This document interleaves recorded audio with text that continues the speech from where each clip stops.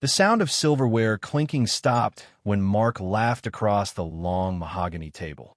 "Come on, Dad," he said, raising his glass. "We all know Eli's not really a Parker. He's just the stray you brought home." The laughter that followed wasn't just cruel, it was deliberate. My mother hid her smile behind her wine glass. My father didn't even look at me. And then came the final blow. "Speaking of family," Dad said, standing voice proud, "I'm officially naming Mark as the next CEO of Parker Freight." The room erupted in applause. I sat frozen, the words lodging in my chest like glass. My hands shook around my untouched drink, heat rising to my ears. That was the moment I realized I'd never really been part of this family. They called me adopted trash at dinner. Little did they know what was coming.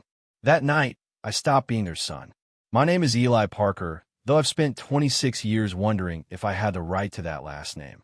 I was adopted at 6 years old, plucked from the foster system by Thomas and Patricia Parker. They wanted to look charitable, I think now. For a decade, I've worked at Parker Freight, their logistics empire, climbing from warehouse assistant to senior operations manager. I thought love was earned through loyalty, through proving myself indispensable. Every late night, every solved crisis, every dollar I saved them, I believed it was building something. A place in their hearts, a seat at their table. Turns out, I was just the help who lived upstairs. The dinner replayed in my mind as I drove home alone, Mark's laughter echoing. I was done trying to earn what they never meant to give. I remember being 10 years old at the family Christmas photo. The photographer kept trying to position me between my parents, but somehow I always ended up slightly apart, the only dark-haired kid among the blondes.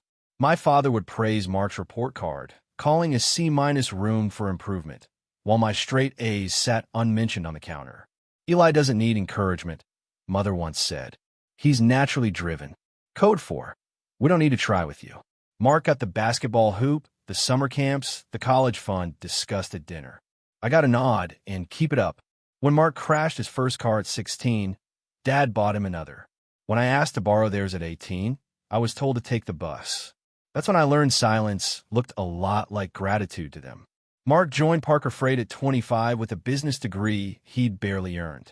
I was assigned to train him. He'd show up late, leave early, and somehow my project reports would appear in his emails to management. Our father would beam during board meetings. "Mark's really grasping the fundamentals," he'd say while I sat 3 chairs down, invisible. I covered Mark's mistakes, fixed his miscalculations, stayed until midnight correcting routes he'd bungled.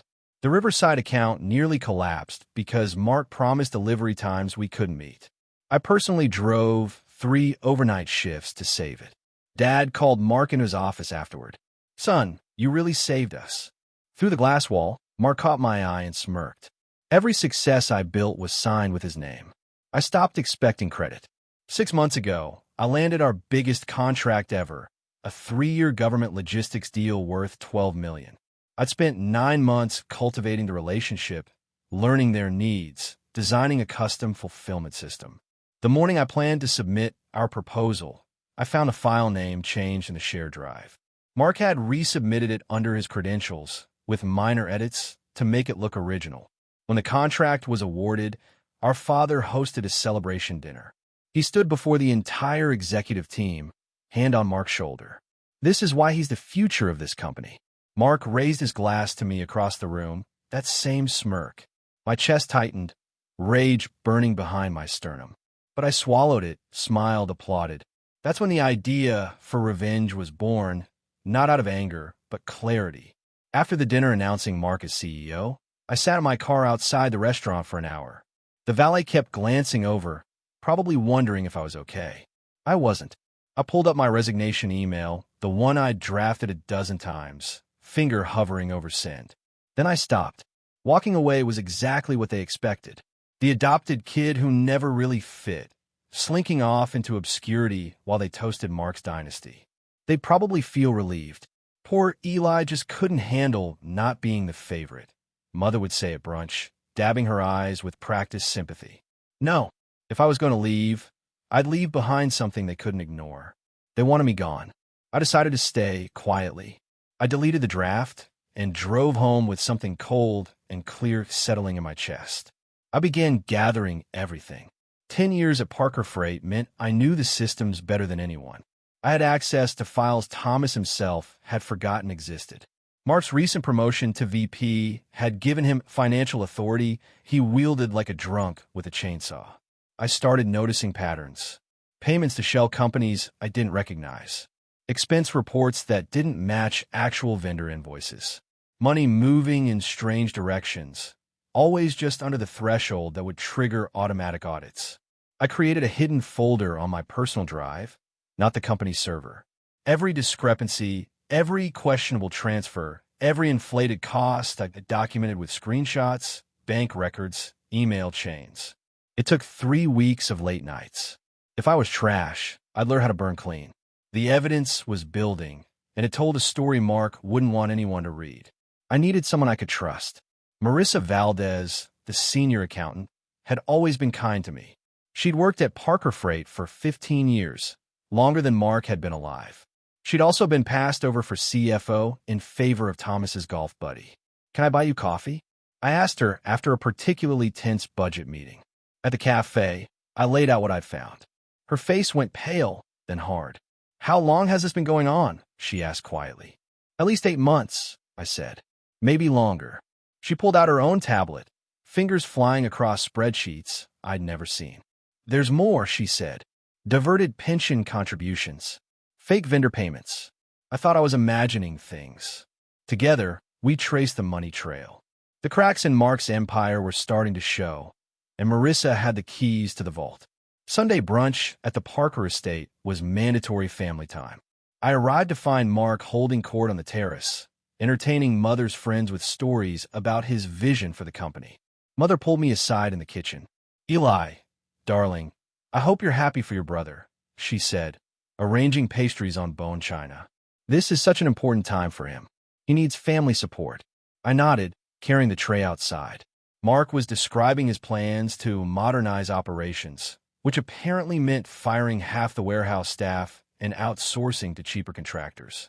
Our father nodded along, already drunk on scotch at 11 a.m. I set down the tray and met Mark's eyes.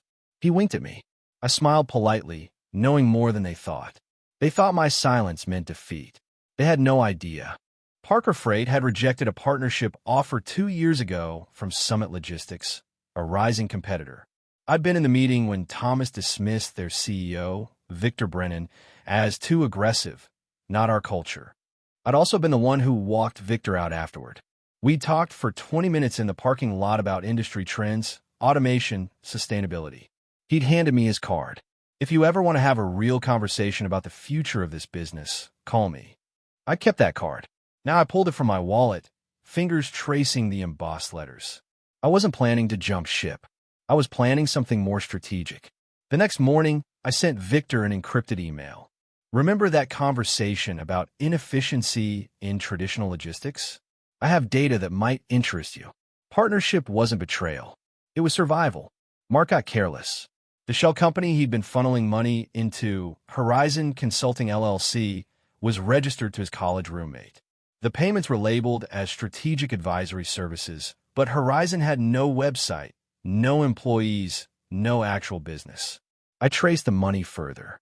It was being used to fund Mark's personal investment scheme, some cryptocurrency venture that was hemorrhaging cash. He'd taken $2 million from Parker Freight's operating reserves, disguised as multiple smaller transactions. I compiled everything into a single file: timeline, bank transfers, email confirmations, incorporation documents. Then I sent it anonymously to Warren Castellano, the board's chairman and Thomas's oldest friend. I didn't need to expose Mark yet. I just needed him to dig deeper. Let him think he was still in control while the walls closed in. The cryptocurrency venture collapsed spectacularly. I watched the headlines from my office. Crypto platform Silver Chain accused of fraud. Investors lose millions. Mark came into work ashen-faced, snapping at assistants, locked in his office for hours. The suppliers he'd been courting with that stolen money started pulling out of deals. Our biggest shipping partner sent a terse email requiring immediate payment for outstanding invoices Mark had been delaying. The dominoes were falling, and I hadn't pushed a single one directly. I just opened the door and let gravity do its work. When arrogance writes checks, karma does the accounting. Thomas called an emergency meeting. Mark showed up disheveled, his usual smugness replaced by something frantic. I sat quietly in my usual spot, taking notes like always invisible. Dinner at the estate that week was tense. Mother kept refilling her wine glass, and Thomas's face was perpetually red. Mark pushed food around his plate, barely eating. The shipping partner situation is temporary, he announced to no one in particular. I'm handling it. Thomas turned to me, voice sharp. Why didn't you flag these payment issues earlier, Eli? Isn't operations your responsibility? The accusation hung in the air. Mark looked at me, desperate for a scapegoat. I set down my fork carefully. I submitted 3 separate reports about cash flow concerns, I said evenly. They were forwarded to Mark for review. I assumed he was handling it. Thomas's eyes narrowed at Mark, who paled. I'm doing what's best for the company, I continued. Always have been. Thomas grunted, unconvinced. Mother changed the subject to the club's charity gala. For once, I didn't flinch under his glare. The quarterly board meeting felt different. I presented my department's report, as always, clear numbers showing operational efficiency, cost savings, client satisfaction.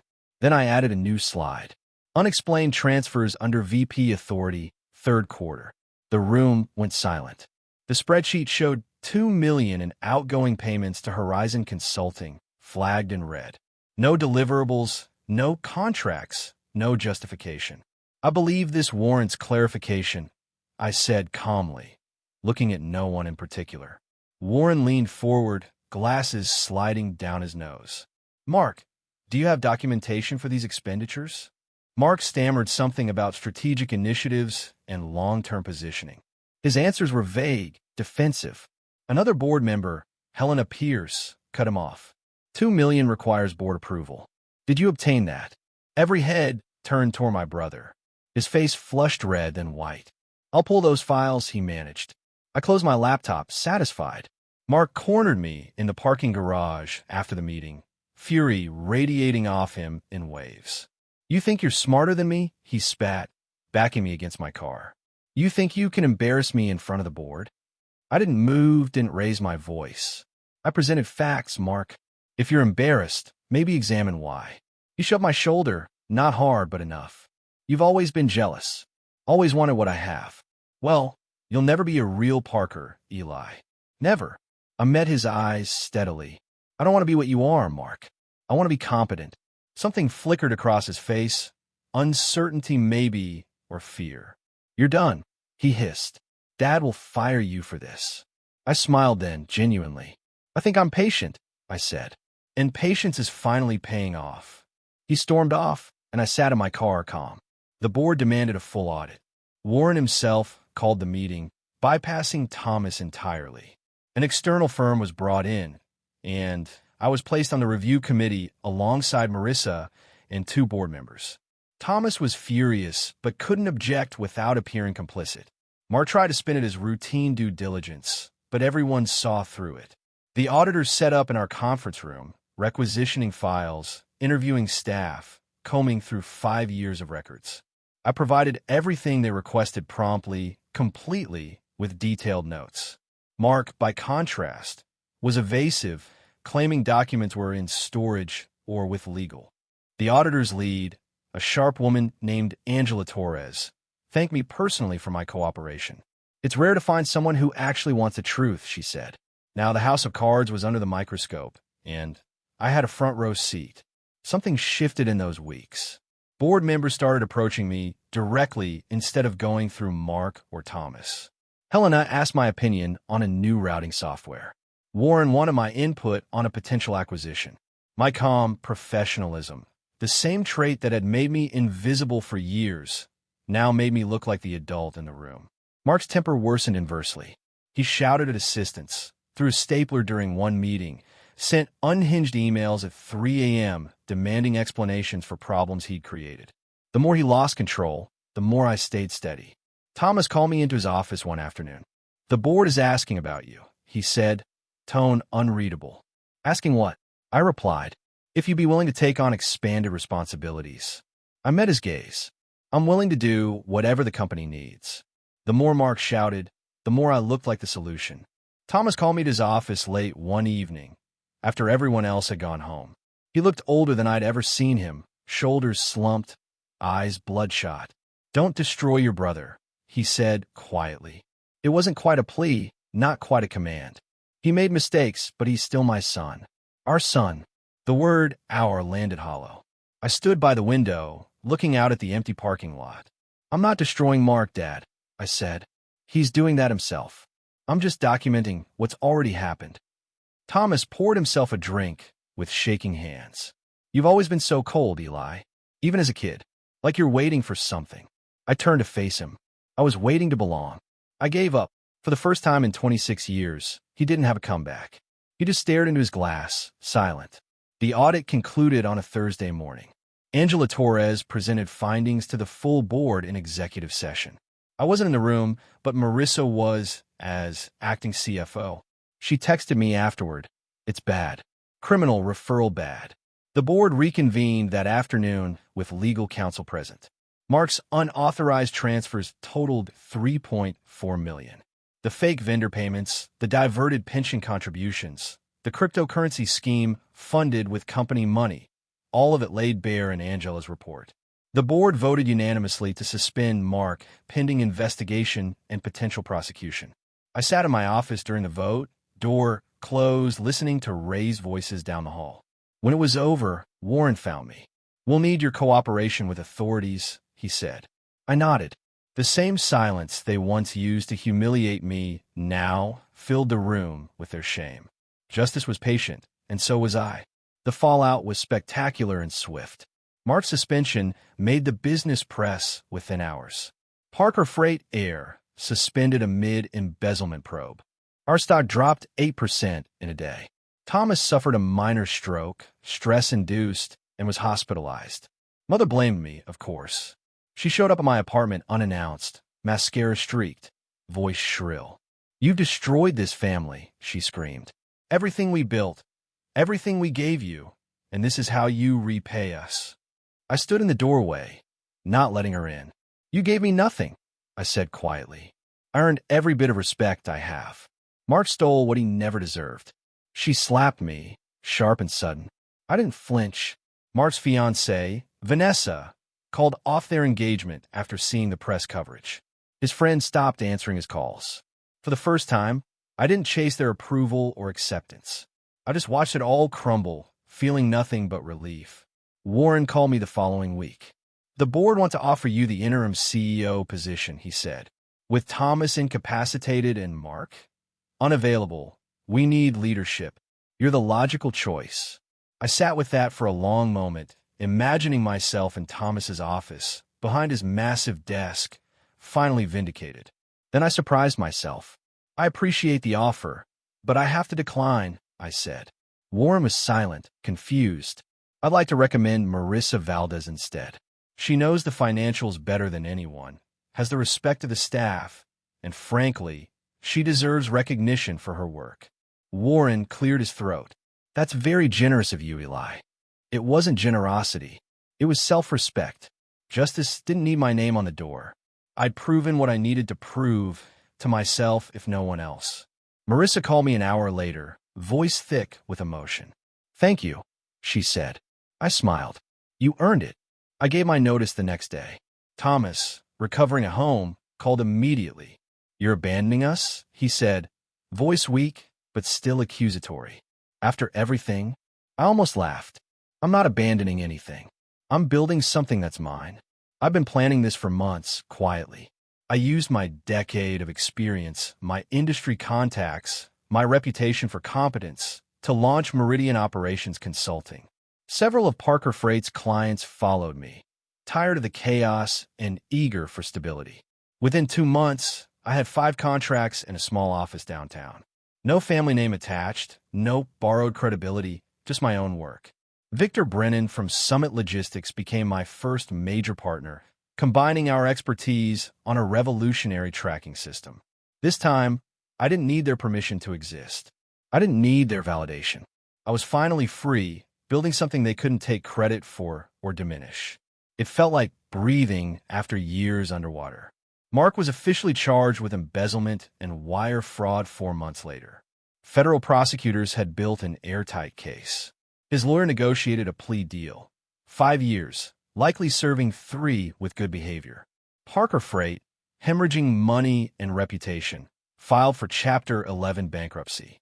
Thomas was forced to sell the company to a private equity firm for a fraction of its former value. The estate went on the market. The cars, the club membership, the vacation property, all liquidated. I watched from a distance. No satisfaction, no gloating, just a strange, quiet sadness for what could have been. Thomas called me from the hospital one last time. His voice was barely a whisper. "You were the real heir all along," he admitted. "I see that now. Too late, but I see it." I closed my eyes. "But I'm not your son anymore, Dad," I said gently. "Not in the way you wanted. Maybe I never was." 6 months after everything collapsed, I visited Thomas in a rehabilitation facility. The stroke had affected his speech, his mobility. He looked small in a hospital bed, no longer the imposing figure from my childhood. "I came to say something," I told him, pulling up a chair. He watched me warily. "I'm not here for an apology. I don't need one anymore. I'm here to say thank you." He looked confused. "For adopting me. For giving me a last name, even if I had to earn the right to keep it. For teaching me, even if you didn't mean to, that self-worth can't come from other people." His eyes filled with tears. "I failed you," he managed. I nodded. "You did. But I didn't fail myself." I squeezed his hand once and left. Peace, it turned out, was the best revenge. Not because it hurt him, but because I finally didn't need him to hurt. Meridian Operations is thriving now, 3 years later. We've expanded to 12 employees and just signed a major government contract, legitimately this time. I mentor foster youth interested in business, helping them navigate systems designed to overlook them. Last week, I spoke at a conference about operational efficiency and ethical leadership. People listened, took notes, asked thoughtful questions. No one cared that I was adopted or that my family disowned me. They cared about my expertise, my ideas, my integrity. I thought about that dinner sometimes, Mark's laughter, their cruelty,